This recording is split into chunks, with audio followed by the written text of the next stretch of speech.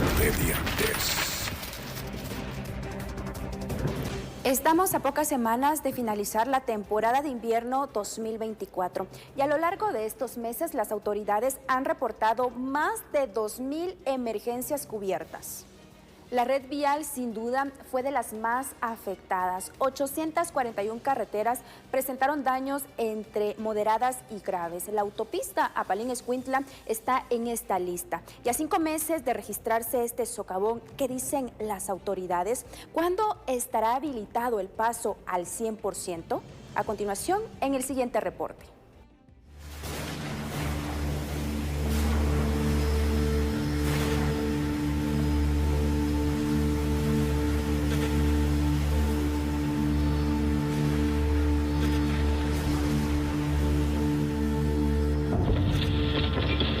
Desde el jueves 4 de julio se percibe un incremento de lluvias desde el norte al centro del país.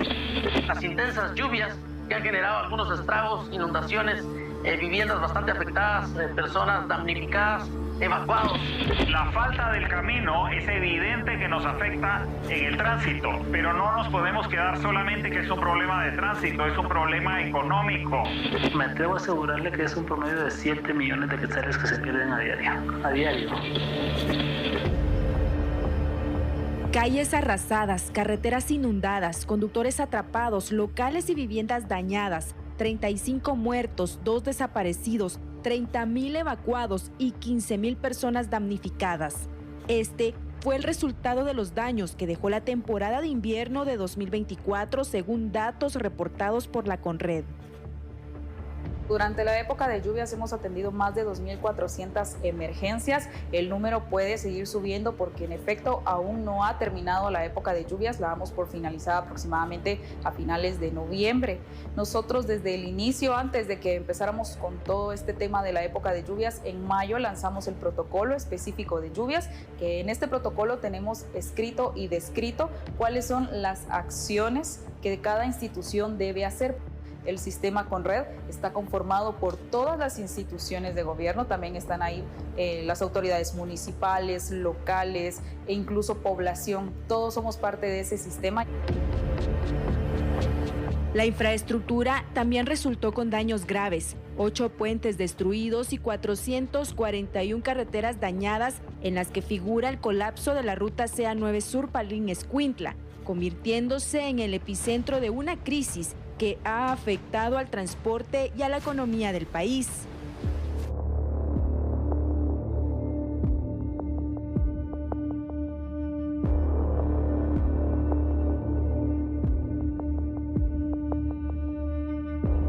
A casi 5 meses, esta es la cronología de todo lo que ha dejado el hundimiento del kilómetro 44 CA9 Sur en ruta Apalín-Escuintla, una de las carreteras más importantes para la economía del país, debido a que solo aquí diariamente transitan más de 25,000 vehículos, especialmente del transporte pesado. El 13 de junio se reportó el socavón del kilómetro 44 de Palín-Escuintla, debido a la falta de mantenimiento y acciones preventivas no realizadas durante gobiernos anteriores, según señaló el Ministerio de Comunicaciones, Infraestructura y Vivienda en un comunicado de prensa. La falta de mantenimiento causó la obstrucción de una tubería de 100 metros de largo que se encontraba a 22 metros de profundidad, pero que para ese 13 de junio ya contaba con sedimentos acumulados, basura, ramas de árboles, agua y lodo. El tema del kilómetro 44 de la ruta Palín-Escuintla, recordemos que esto pues se dio a causa de los incendios forestales que tuvimos también de la temporada 2023-2024. Justamente el incendio que tuvo el volcán de Agua fue parte de que esta carretera colapsara. ¿Por qué? Porque el incendio pues provocó que tuviéramos muchísimo material quemado en el volcán, y esto sumado con las lluvias hizo que se arrastrara todo ese material que llegó hasta la carretera, hasta las tuberías, las cuales colapsaron. Por lo tanto la carretera pues también colapsó y tuvimos esta emergencia pues que ya todos conocemos, en donde se limitó por bastante tiempo la movilización. Sin embargo, a través de todas las instituciones que apoyaron pues logramos habilitarlo, y en estos momentos ya está en manos del Ministerio de Comunicaciones. El taponamiento de la tubería habría ocasionado la acumulación de agua en el lado norte de la carretera, saturando el suelo y desencadenando en el deslizamiento de tierra en el lado sur. Así comenzó esta emergencia, que incluyó los kilómetros 39, 44 y 45 de la CA9. Sucedieron después otros derrumbes en el kilómetro 34, en el 35, al mes fue en el kilómetro 45 por las constantes lluvias que se dieron en los meses de junio y julio y que se tuvieron estos derrumbes sobre la ruta. Es evidente que el daño es extenso, esto va a tomar bastante trabajo, ya me lo informaba los ingenieros, por lo menos 10 días para llegar hasta el punto donde está el desagüe tapado, por lo menos 2, 3, 4 semanas para que esto esté transitable, por lo menos con 2 carriles. Así que el daño es complicado y la solución también. El Ejército de Guatemala, a través del Cuerpo de Ingenieros del Ejército, ha apoyado en la limpieza y remoción de desechos sólidos y orgánicos en los kilómetros 34, 35, 36, 39, 41 y 45.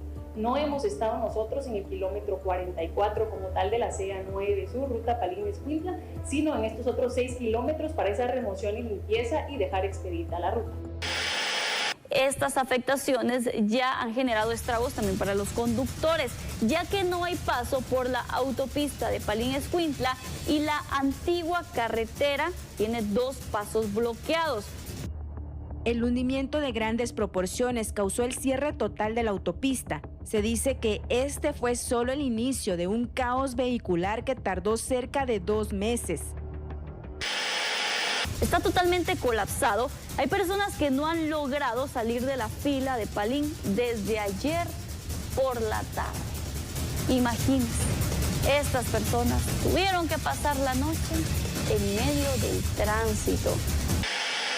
Pero sí estamos pasando penas. La población que más sufre es la de Palín, porque hemos pasado hasta 12 horas haciendo cola para poder atravesar Palín, y eso nadie lo mira, ¿verdad?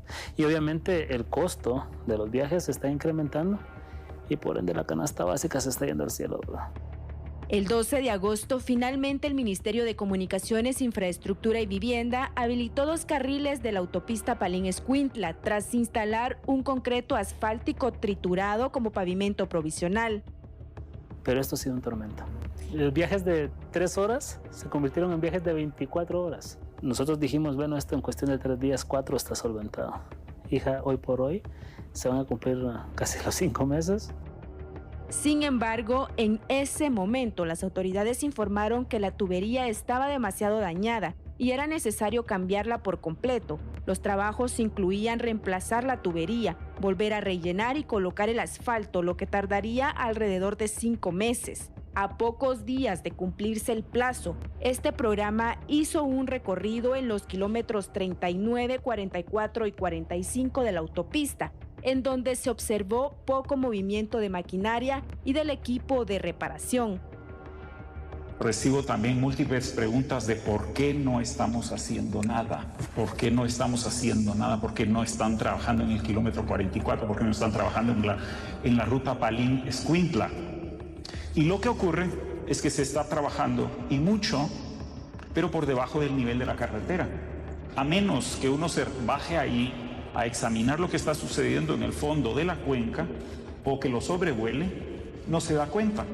Se está trabajando en la construcción de los cabezales. Estas son las estructuras que sostienen las puntas de la alcantarilla, de los tubos transversales que atraviesan debajo de la carretera y que aseguran esas estructuras. En el caso del kilómetro 45 se está construyendo una berma, se está levantando, digamos, una estructura de tierra y rocas para reforzar la cuenca antes de o para terminar las actividades que se están haciendo de protección al desagüe. Esto ocurre adentro de la cuenca, es decir, en las hondonadas sobre las que corre la carretera a través de los rellenos que se realizan, y por eso no se ve. Para la reparación de la autopista, el gobierno contrató a 3 empresas que juntas suman casi los 100 millones de quetzales. La empresa encargada de la reparación del kilómetro 39 es Consolidado de Obra Civil S.A. con un presupuesto de 10.525.476 quetzales. Para el kilómetro 44 se contrató los servicios de la empresa A Construcciones con un monto de inversión de 59.978.343 quetzales. Mientras que para la reparación del kilómetro 45 se adjudicó los servicios de la empresa Diseño y Construcción Proyectos y Obras Caoba, con un monto de inversión de 29.495.580 quetzales.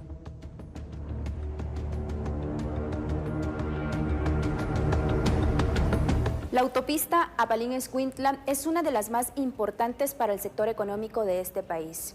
Pero, ¿qué dicen las autoridades del Ministerio de Comunicaciones, Infraestructura y Vivienda? De acuerdo con la entrevista al ministro, él indicó que dentro de 3 meses más o menos esta carretera podría estar habilitada en un 100%. Quedemos claros. El Ministerio ha atendido más, 2 centenares, 3 centenares de emergencias de diferentes niveles de complejidad, pero el que obviamente todos tenemos en la mente es el kilómetro 44. Y ese ilustra perfectamente la problemática enfrentada. Porque por un lado, ya les decía, el Ministerio con poca capacidad de respuesta, que en ese caso se agrava porque el Ministerio por ley no podía intervenir por estar todavía en manos del concesionario. 2, tenemos las lluvias altas, pero no extremas, o sea, dentro de lo normal. Pero finalmente tenemos el otro elemento que es como quien dice la gota que rebalsó el vaso, que son los incendios forestales que se dieron entre febrero y abril, más o menos, de febrero-mayo, si no me equivoco, que se dieron en el volcán de Agua.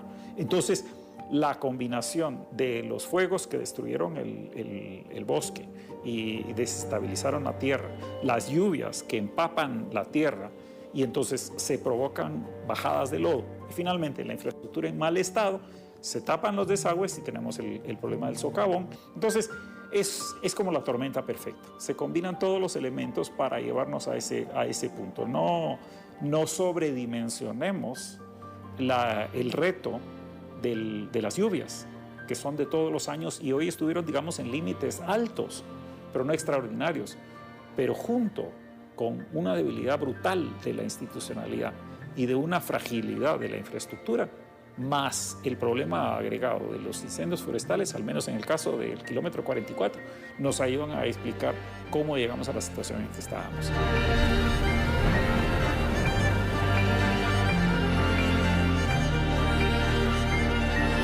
A la fecha, justo estaba haciendo la consulta al director general de Caminos, a la fecha el trabajo lleva un 18 y pico % de avance sobre lo programado. El agua baja del volcán de Agua por una cuenca que, digamos, cualquiera que ha visto el volcán ve que es como una colección de arrugas.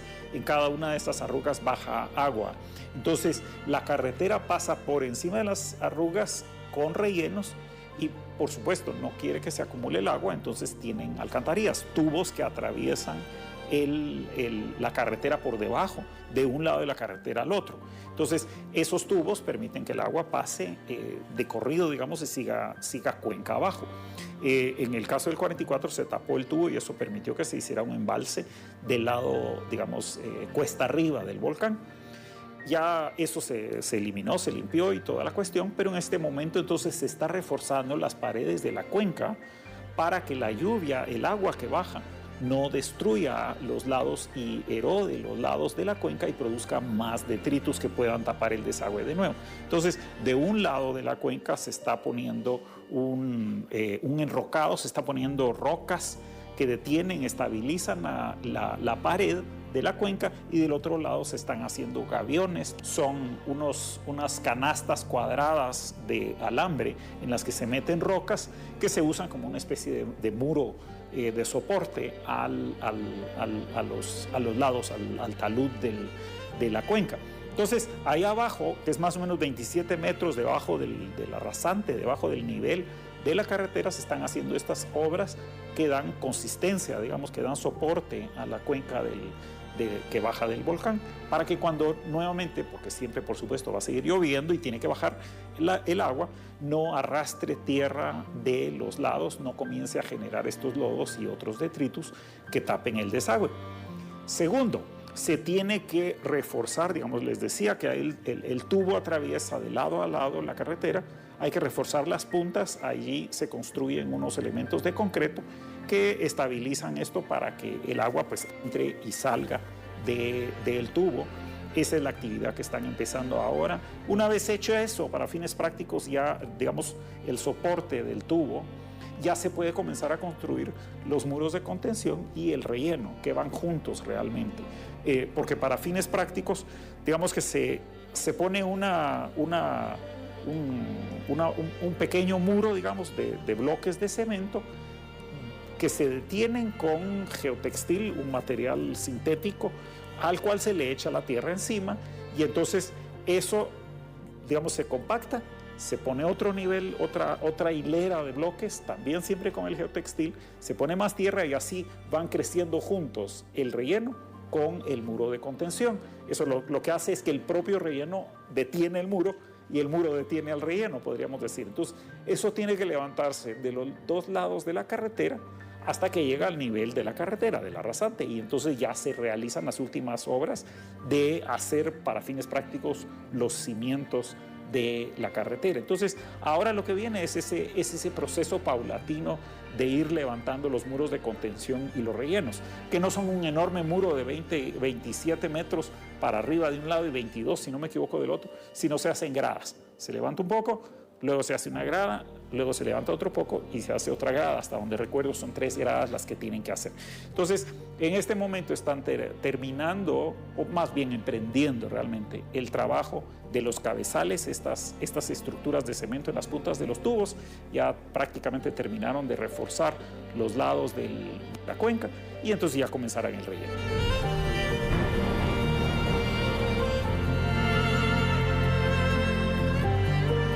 La expectativa es que en 2-3 meses ya están, digamos, los 4 carriles disponibles para el paso del tránsito, que en última instancia es lo que más preocupa, digamos, a los usuarios, es tener los 4 carriles disponibles, aun y cuando todavía hay labores que realizar.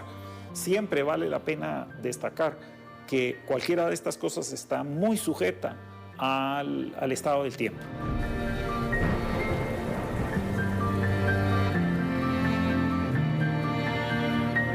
Nosotros tenemos previsto que son más o menos 99 millones de quetzales para las obras pendientes en este momento, incluyendo las obras de relleno en el kilómetro 44 y actividades complementarias en la cuenca arriba y cuenca abajo, y otro tanto para reparaciones en el kilómetro 39 y en el kilómetro 45. Estos son los 3 puntos que fueron incluidos dentro de, por decirlo de alguna manera, la autorización que nos dio el Congreso para poder intervenir en esa carretera, a pesar del proceso que les decía de concesión, con fondos del propio ministerio para poder hacer estas reparaciones. Entonces, ese es el monto disponible.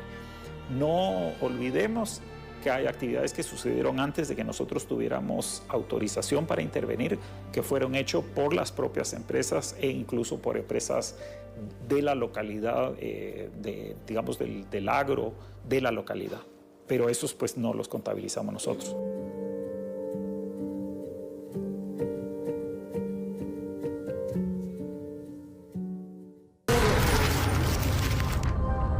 Expedientes.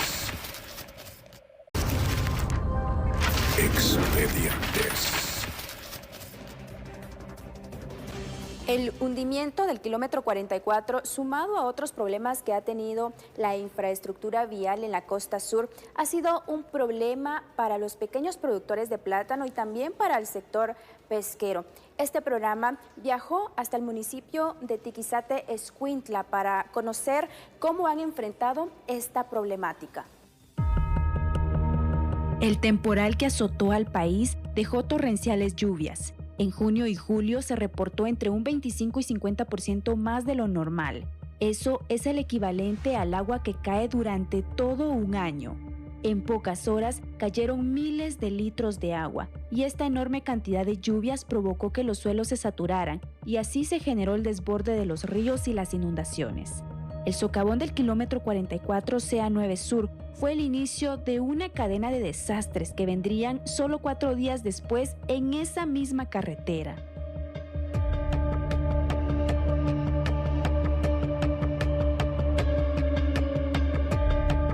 A partir del 17 de junio en las redes sociales, usuarios compartían videos en los que se observaban las constantes inundaciones en Palín Escuintla, que no solo afectaron la movilidad del tránsito, sino también provocó daños en varias viviendas ubicadas en la zona. En la colonia Ebenecer, por ejemplo, más de 100 familias vivieron los estragos de la naturaleza. Ahora le llaman Ebenecer. Está paralelo a la ruta 35.5 de la CA9 Sur. Estos son un quinel que se hizo en su momento para captar el agua que viene de la CA9 del kilómetro 32 hasta el 36 aproximadamente para terminar en el río Michatoya. Tiempo después, la Conred declaró la zona inhabitable tras la amenaza del río Michatoya.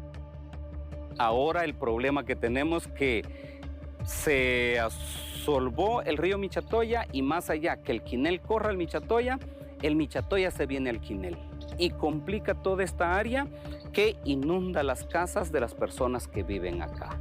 Muchas personas suben videos y todo de que dicen la poza del cafetal, la poza del cafetal. Pues la mera salida de la poza del cafetal aquí está, la tenemos a unos metros acá donde nosotros vivimos. Entonces esto acá lo que se necesita también, que ellos también, si ellos no quieren esa poza allá, tienen que limpiar aquí abajo, pero el río tiene que estar a cero. Cuando llueve aquí media hora, 20 minutos, el agua ya no transita para abajo, sino que viene de regreso acá. Entonces ya esto aquí ya no se puede caminar ahí debajo de los puentes, porque ya el agua ya llega arriba de la rodilla. En la administración anterior pues no se le dio mayor atención. El problema fue que el año pasado, 2023, se desatendió por completo esta área. No se le dio mantenimiento a la tubería, las transversales, no se le dio mantenimiento al quinel, eso quiere decir que no se dragó, tampoco se dragó el río y viene a dar el resultado este año que el 35.5 en el cafetal, que colapsa, se empoza. Estas últimas lluvias que fueron como de media hora, si ustedes pudieron observar del otro lado, estuvo colapsado eso, el agua estuvo a una cierta altura de la rodilla en la carretera. Aquí estuvo hasta la cintura. Aquí estaba inundado esto para abajo. Ese día 17 de junio, como a las 9 de la noche, vimos que el agua estaba viniendo de regreso para acá y comenzó a subir y a subir y a subir. Cuando sentimos ya teníamos el agua a medio corredor. Y yo le dije a mis hijas que llamáramos a la Conred, llamamos, vinieron carros de las patrullas de acá de Palín y nos vinieron a sacar, pero ya no nos pudimos bajar ahí en las gradas porque ya el agua nos llegaba hasta la cintura. Y nos dio pena con los niños porque tenía yo 3 nietecitos que estaban viviendo así con una enfermedad, tenían vómitos, diarrea y fiebre y no los podíamos mojar. Pero los policías traían capa y nos ayudaron y nos llevaron para la escuelita de párvulos de Palín. Allá fuimos a estar 3 noches y 2 días.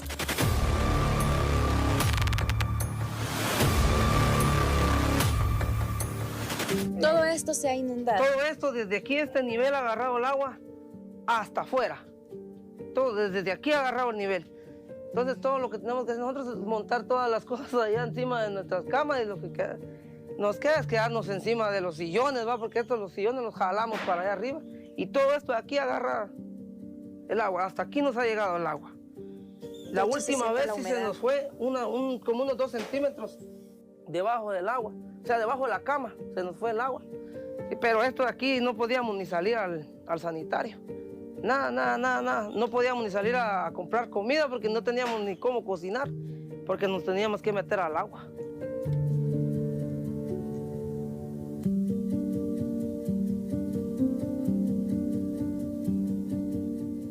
hasta aquí, nos llegó aquí a la rodilla, porque nos agarró allá el agua, ¿verdad? Nos llegó aquí. Entonces ya cuando salimos allá nos llegó hasta aquí al ombligo. Cuando salimos a la calle y más para allá, ya nos llegó hasta aquí al pecho. Y igual la misma situación estaba hasta allá abajo, ¿verdad? Estaba inundado también todo y para abajo. Entonces allá nos dieron alojamiento en una iglesia, hasta allá abajo. Eran las 3 de la mañana cuando nosotros salimos de aquí. Entonces necesitan en realidad proyectos muy futuristas, proyectos realmente pensados, planificados, porque entonces se necesita de ponerlos en un área como vivienda y hay ministerio que le corresponde eso, darles vivienda a las personas, darles calles, darles energía, darles agua potable. Acá no se tiene nada de eso.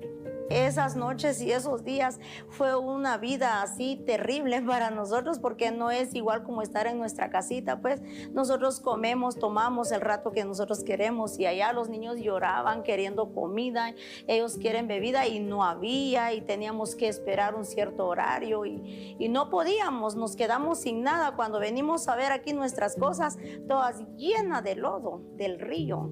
Para mí es la mayor preocupación ellos, mis niños. Pues por uno de adulto, pues ve uno por dónde se sale, ¿verdad? Pero los niños, lo material, pues no importa que se pierda, las cosas se hacen, pero la vida de uno, de un niño, ya no se vuelve a hacer. Entonces eso es lo duro y lo triste y lo lamentable, ¿verdad? Pues fíjese que hasta el momento nosotros salimos a manifestar en la calle y nos dijeron que sí iban a solucionar este problema, pero hasta el momento no hemos visto nada. Entonces, como siempre he dicho, y sigo diciendo que hasta no ver es creer. Entonces nosotros ahorita lo que queremos es de que nos ayuden, que nos apoyen o qué puede pasar, porque si vivimos otro invierno más, no sé qué va a pasar de nosotros. Nosotros dividimos esta área de Benecer como A, que es la prioritaria, la que está pegadito al Quinel, que son aproximadamente 20 familias que prácticamente se quedan incomunicados en invierno. Tenemos, digamos, una etapa B, que son los que están un poquito más alejados del Quinel. Pero nosotros podemos dar soluciones, pero los gobiernos son los que, si quieren en realidad trabajar, lo van a poder hacer. En la colonia Ebenecer, nadie había presenciado esa cantidad de agua antes, ni en los peores huracanes. En esta localidad, sus vecinos claman por ayuda para evitar que el invierno del próximo año vuelva a ser una amenaza. Nos vinieron a decir de que deberíamos ver a dónde ir, pero como lastimosamente nosotros no tenemos a nuestro alcance para comprar una casa o un terreno en otro lado, entonces no podemos irnos porque no tenemos nosotros recursos. Tenemos que seguir viviendo aquí esperando la voluntad de Dios. Todo está caro. Fuimos a averiguar por un alquiler en el pueblo, solo nos estaban cobrando 1,500. ¿Pueden ustedes pagar esa cantidad? No podemos. No podemos porque al menos yo vivo sola con mis hijos y trabajo en ventas, pero si se da cuenta, todo está caro. Lo que nosotros queremos simplemente es que le den una solución a esto. No les pedimos mayor cosa, porque nos solucionen la casa, no, ahí es otra cosa. Que nos solucionen lo que es el agua. El problema, las autoridades hasta allá del gobierno, ellos ya saben en dónde está el problema. Entonces, y el gobierno de Escuintla ya saben en dónde está el problema también. Entonces, no sé por qué ellos no actúan de esa forma. Estamos viviendo una vida muy triste, mucha preocupación. Nos da mucha tristeza de ver a los niños, más a los niños. 4 familias ya abandonaron sus viviendas y otras perdieron todas sus pertenencias de valor debido a las inundaciones que están dejando las últimas lluvias de la temporada. Estamos muy tristes porque nosotros, pues al menos ellos se fueron y dicen de que ellos mismos nos dicen mejor se deberían de salir de ese lugar, pero como repito, no tenemos cómo, no hay medios para irnos, entonces tenemos que esperar pues qué es lo que va a pasar y lo único que estamos haciendo es clamarle mucho a Dios y pedirle a Dios que los señores autoridades, tanto como gobernantes, nos deberían de apoyar. Este año, las copiosas lluvias han puesto a prueba la infraestructura y los planes de respuesta para solucionar cada una de las emergencias, tanto en las comunidades damnificadas como en la red vial, que es fundamental para la actividad económica del país, que ya reporta pérdidas millonarias. El sector de transporte es de los más afectados. Nosotros aquí en Guatemala hay varias asociaciones, de las cuales yo represento a una. Pero me atrevo a asegurarle que es un promedio de 7 millones de quetzales que se pierden a diario. Multipliquémoslo por 30 días o por los 5 meses que llevamos a 7 millones. ¿Cómo se gasta esa plata?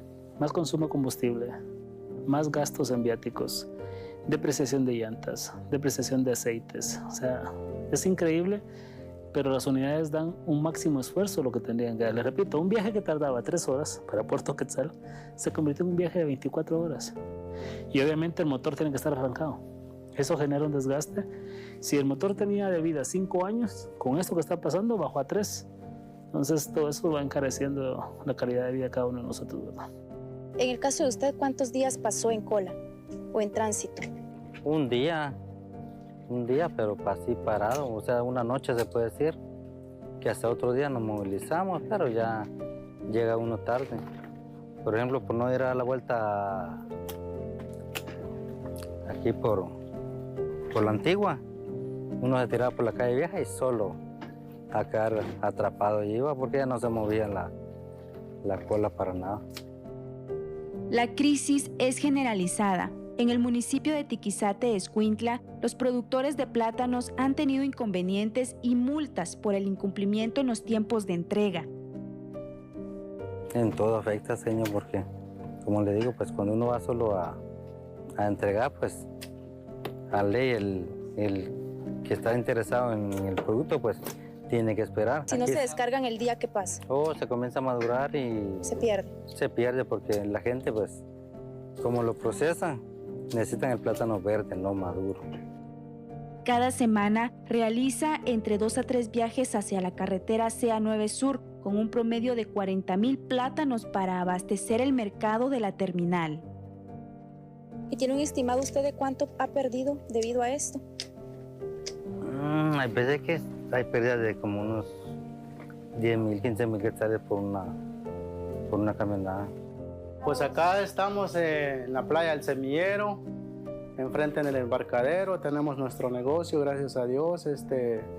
Tenemos una venta de pescado, ¿verdad? De camarón jumbo y pescado para freír, para caldo.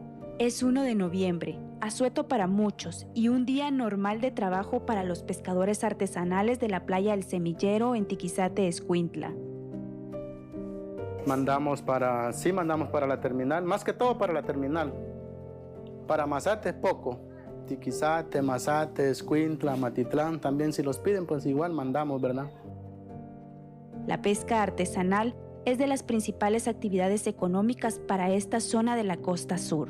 Desde el colapso de la red vial han tenido problemas en el transporte refrigerado de pescados y mariscos frescos, ya que este es un producto que se echa a perder con facilidad.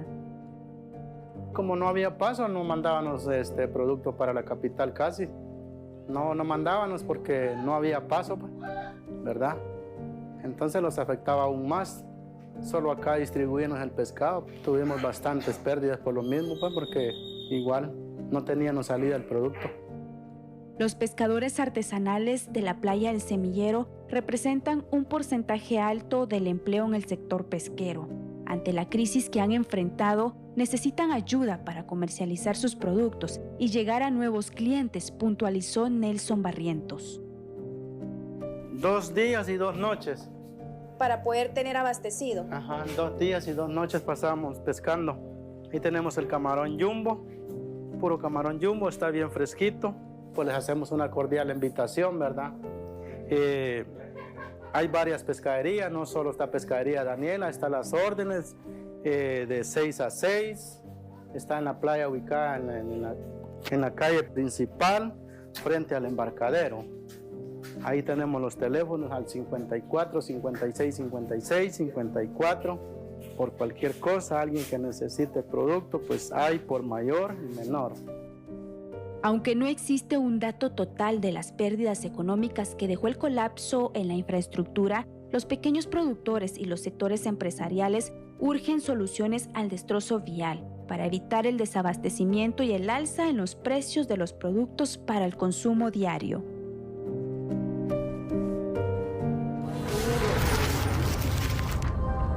Expedientes. Expedientes.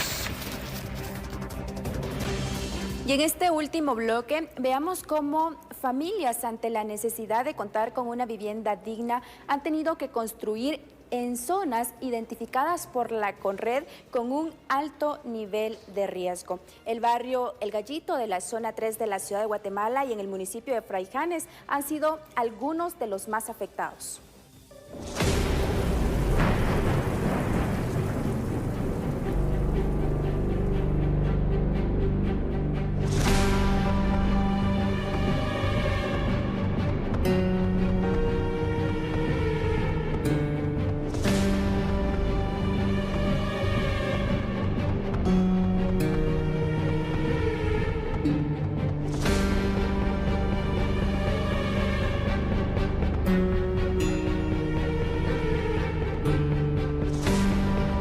Sabemos que constantemente, pues todos los años tenemos la época de lluvias y con el impacto que hemos tenido del cambio climático, hemos visto cómo estas lluvias vienen fuertes cada vez más. Sabemos de muchas comunidades, de muchos departamentos, municipios que constantemente tienen pues emergencias, pero esto es lo que nosotros trabajamos de la mano con las municipalidades, porque ellos son los responsables de su territorio.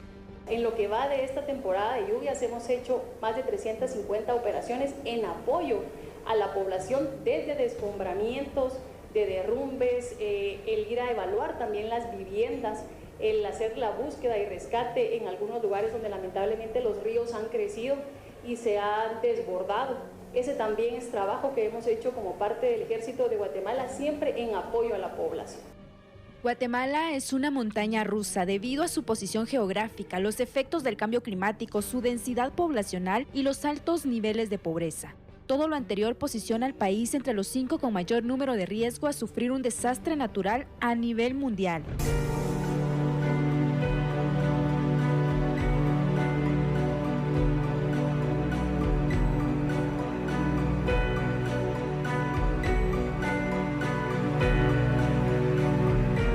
Aquí era monte, pero aquí les costó a ellos por lo menos hacer esas cosas de la cosa de la casa. Yo me venía con ellos y otra muchacha que se venía a tirar tierra para abajo, nos íbamos grada por grada, conforme ellos iban excavando. A pesar de las alertas, existen poblaciones de escasos recursos económicos que ante la necesidad de una casa habitan territorios en riesgo a sufrir derrumbes o deslizamientos de tierra. Nosotros, como dijo mi esposo, el riesgo que tenemos es el río que baja ahí, porque usted lo viera, es un gran río que eso zumba. Y como dice él, poco a poco ya todas las gradas se desboronaron, entonces ahí va a ir consumiendo el agua, me dice. Hace 9 años, la familia de doña Juana López llegó a la colonia Valle San Arturo en el municipio de Fraijanes. Emocionados, con una maleta de sueños, construyeron un patrimonio que solo años después se convertiría en una amenaza constante. Gracias a Dios, tan lindo que aquí este es propio de sudor de mi esposo, pues. ¿Y todavía están pagando esta casa? Todavía se está pagando. Ahorita, como él se había enfermado, estamos pagando 800 que se va a dejar mes con mes. Su casa, construida con láminas y pisos de tierra, forma parte de 6 viviendas que la Conred identificó en riesgo debido a que se encuentran en una ladera que en época de invierno provoca corrientes de agua y deslizamientos de tierra. Yo ponía hasta toallas ahí que consumiera el agua, porque entraba el agua. Por eso fue que la primerita que hizo mi pobre nieto fue esa. Fue esa, sí, esa pared. Pues eso es lo que mi esposo dice. Vaya, si este invierno nos aguantó, el otro año saber. Porque mira que esto ya aquí se nos gotea, ahí en nuestro cuarto se nos gotea. Yo lo que pediría es que tal vez nos regalaban lámina, pues. A sus 70 años, doña Juana admite que su peor temor es que el invierno del próximo año destruya las viviendas que con tanto esfuerzo su familia ha construido, o peor aún, que un alud los deje sepultados. Cuando también esa pobre señora se le fue ahí ese gran padronón encima y no hicieron nada, vinieron a ver los de Fraijanes, del alcalde, vinieron a ver, mandó gente a ver, pero no hicieron nada. El pobre estaba de noche sacando, yo se lo pago a mis nietos aquí, como ellos son acomedidos, somos una familia así, no, o sea, fueron a ayudarle y la pobre señora se había quedado allí. Pues la verdad es que sí fue con mucha agua, mi cuarto se me fue completamente y la verdad es que nos quedamos sin nada. ¿Todo ¿verdad? esto desapareció? Sí, exactamente. Ajá, ¿Qué todo perdió eso. en esa ocasión? Pues lo básico que yo tenía, mi camas, mi estufa, mi cilindro que fue a quedar hasta por el río, ¿verdad? En 2018, las torrenciales lluvias la dejaron sin nada. Lo perdió todo, cuenta Patricia Urías, nieta de doña Juana. Y a partir de esa fecha para acá, ¿cómo la han estado pasando aquí? Pues igual con los inviernos porque el agua es demasiada, el agua que a veces se nos mete, ¿verdad? En las casas, incluso en los otros cuartos a veces se nos mete, ¿verdad? La humedad es demasiada, la humedad, ¿verdad? Y nosotros por pura necesidad fue que nos venimos para acá, ¿verdad? Porque no teníamos ni para dónde agarrar, ¿verdad? Ajá, pero no sabíamos que aquí no se podía habitar, ¿verdad? La Secretaría Ejecutiva de la Conred no declara ni inhabitable ningún lugar, ni tampoco de algo que sea riesgoso y que la gente no pueda vivir ahí. Nosotros lo que hacemos son los informes de la Dirección de Mitigación que se les entrega a la municipalidad y ya queda en las manos de la municipalidad detectar que si esa área está en riesgo, entonces debe movilizar a todos los vecinos hacia una área más segura.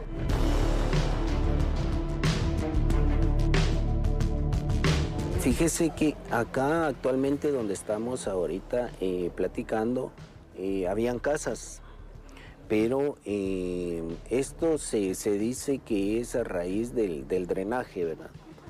Pero si nos damos cuenta, el corte es un corte muy perfecto, ¿verdad? O sea, no da la apariencia de que sea el 100% el drenaje el culpable.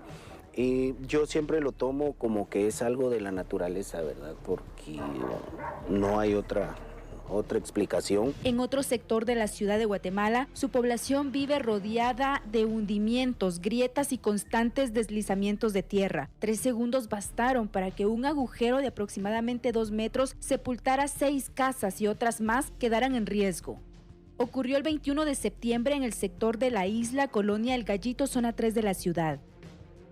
Hace que unos 15 días, va a ser mañana, nos vinieron a reparar un gran agujero que había en la 15 calle C y Sexta Avenida.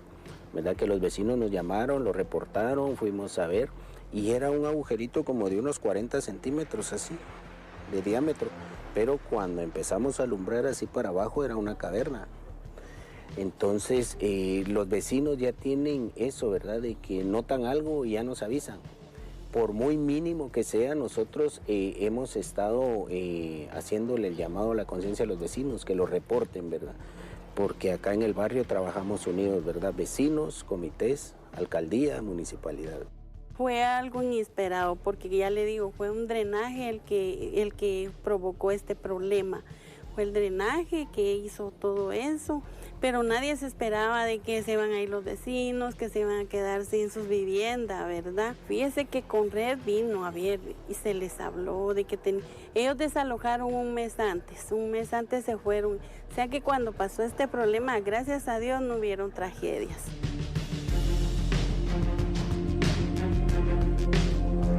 El año pasado, para mencionar una fecha exacta, la fatídica madrugada del 20 de noviembre, ¿verdad?, del año 2023, en horas de la madrugada es cuando se produce el derrumbe o el deslave del sector de La Plancha, ¿verdad?, de la colonia El Progreso, allá en la zona 3 siempre, pero del otro lado. Pero ese sí fue de mayor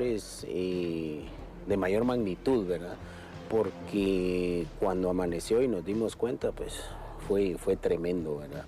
Ahí sí lamentablemente hubieron personas, ¿verdad?, que perdieron la vida, ¿verdad?, a consecuencia de este derrumbe, y eso es lo que nosotros pues tratamos de evitar, ¿verdad? No hay mejor cura que la prevención, ¿verdad? Entonces eso es lo que nosotros tratamos de hacer, ¿verdad? Ya cuando se acerca el invierno, empezar a prevenir, ¿verdad? La inestabilidad del suelo sumado al colapso de algunos colectores han provocado estas emergencias que ya dejaron 6 fallecidos en el sector conocido como Las Calaveras y pérdidas económicas en el sector de la isla. Acá ya no se puede regresar, aquí sí ya definitivamente ya Conred ya dijo que no pueden regresar a vivir acá. Entonces nosotros estuvimos parados acá minutitos antes sin saber lo que estaba por venir, ¿verdad? Desde ese momento se activan las alarmas en la Municipalidad de Guatemala y empieza el trabajo, ¿verdad? Un trabajo que, como repito, agradecemos porque gracias al dictamen que arrojó Conred, ¿verdad? Ya vinieron ingenieros, vinieron a evaluar la situación y la conclusión que ellos tuvieron era de que había que derribar 4 viviendas, ¿verdad? Se dice que no es fácil, es el patrimonio familiar que costó, que es el esfuerzo de toda una vida. Desde noviembre de 2023, los constantes hundimientos de tierra mantienen en zozobra y en alerta a los vecinos del barrio El Gallito, que ante la amenaza solicitan a las autoridades proyectos habitacionales más seguros. Estamos viviendo acá por la misma necesidad, ¿verdad? Porque no tenemos un lugar a donde irnos, entonces es lo que hay y tenemos que vivir con eso, ¿verdad? Pero créame que cuando viene la lluvia, ahí es cuando vienen los temores, ¿verdad? Y la zona 3 no es la única, ¿verdad? Pero dado a este invierno, como que sí, la zona 3 es la que está pidiendo auxilio. Lo que comenzó como una pequeña grieta se convirtió en un profundo hundimiento con más de 2 metros de altura que ocasionó el cierre total de la ruta principal.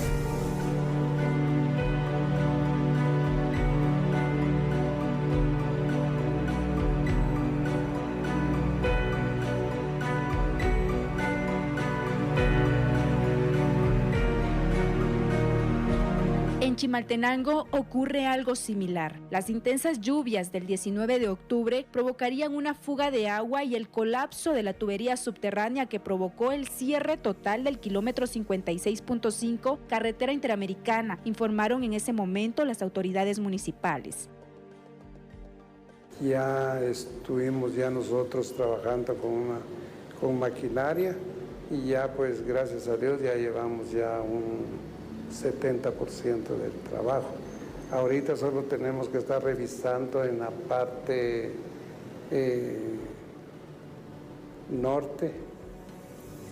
sur, sí tenemos ahí pues algunas otras grietas que son de la calle que van a Buenavista. Y la verdad es de que pareciera que empezó algo sencillo, pero ya a estas alturas pues vemos que no es tan sencillo como inició el día sábado por la noche con el primer socavamiento que se dio en la carretera interamericana, sino que eso ya al hacer un estudio un poquito más minucioso, pues porque no todo el que debe hacerse hasta ahorita, entonces se empezaron a ver otros problemas. El socavamiento de la carretera de Chimaltenango, recordemos, como mencioné, prácticamente por un momento tuvimos un 80% de saturación del suelo en todo el país. Esto causó distintos socavamientos, incluso hundimientos en carretera. Esto, como les mencioné antes, se trabaja a través de las municipalidades.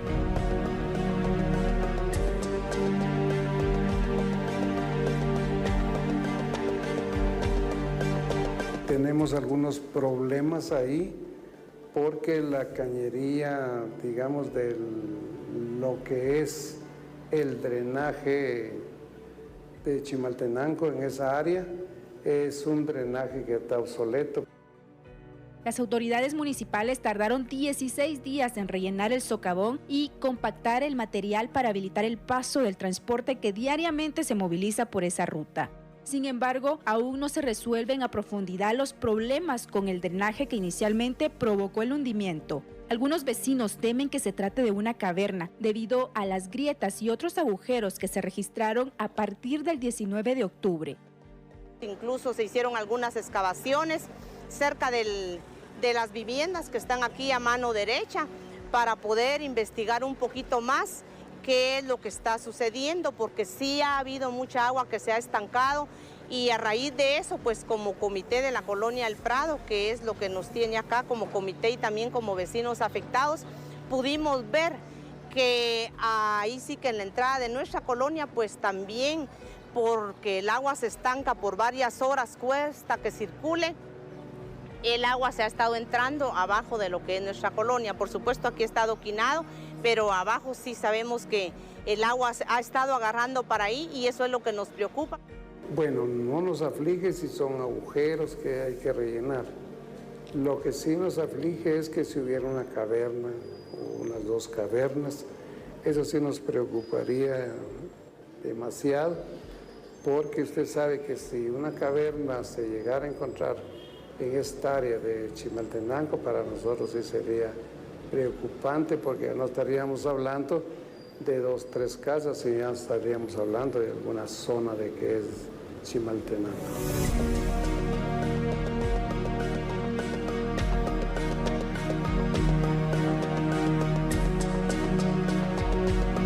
Sin embargo, lo dice la gobernadora y ellos deben de tener algún conocimiento que sí se necesita un trabajo más elaborado técnicamente para que se pueda investigar qué es lo que hay abajo de lo que nosotros podemos ver que es el adoquín.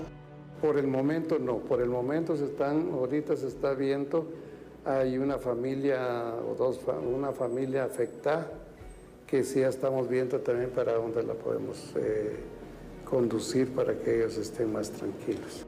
Pero aquí ya vemos un aproximado de 85 familias. 85 familias que vivimos solo en lo que es este residencial Colonia El Prado. Ahora si hablamos de Colonia Primavera, sí no le puedo decir cuántas familias, pero son muchísimas. Los vecinos exigen un estudio técnico que dé una explicación a los constantes hundimientos de tierra que han presenciado. Mientras tanto, las autoridades municipales informaron que los trabajos de reparación en el kilómetro 56.5 tendrían un costo de 400,000 quetzales. A este enjambre de hundimientos de tierra, grietas e inundaciones se une la amenaza de vivir a orillas del río Nahualate.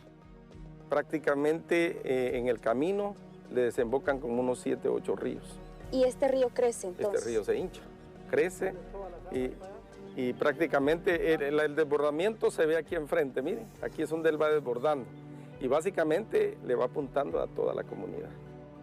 En invierno el río se desborda y llega a un nivel en el que casi inunda toda la comunidad, afirman los vecinos de la aldea Playa El Semillero en Tiquizate, Escuintla. Este problema ha venido desde hace muchos años atrás. Entonces, este es el río Nahualate. Aquí aproximadamente a unos 300 o 400 metros, si no estoy mal, está la Bocabarra, que es donde él desemboca o se une al mar. Pero este río en sí ha causado muchos problemas. Las familias que viven en este lugar se encuentran en una situación vulnerable, tanto por el riesgo que supone vivir a orillas del río Nahualate, como por la inseguridad alimentaria que representa para ellos perder su principal fuente de vida. Desde el año 2005, este río ha desaparecido por lo menos 20 ranchos de playa, aseguraron los vecinos. Y aquí podemos ver, señor, gráficamente cómo ha ido el río desbordando, se ha ido de varios ranchos. Los ranchos estaban adelante de donde está esa borda verde. Usted puede ver la vegetación verde que está allá. Fíjese que algunas técnicas que nosotros hemos, en este caso, planteado, es en el caso de muros de contención o gaviones, que así le llaman, ¿verdad? Entonces, tal vez no van a detener al 100% el río, pero por lo menos detienen la gran amenaza y el problema, el desbordamiento que ha hecho el río. En un intento desesperado de frenar la amenaza que genera el caudaloso afluente, los comunitarios con ayuda de empresas privadas construyeron un canal que, aunque disminuyó el riesgo, no evitó el desborde del río.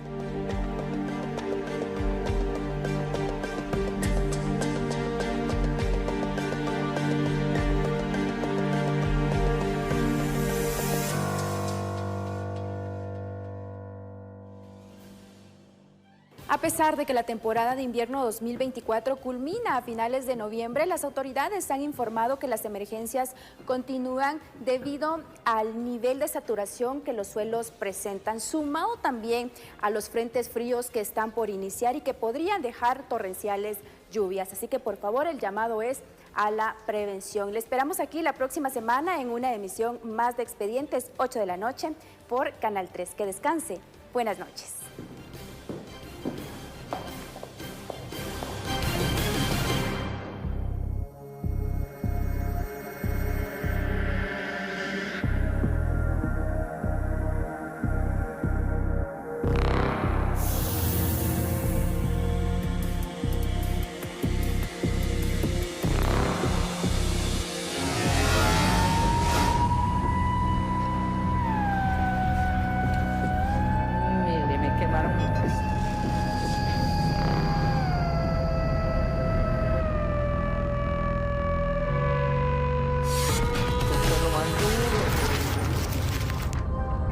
Expedientes.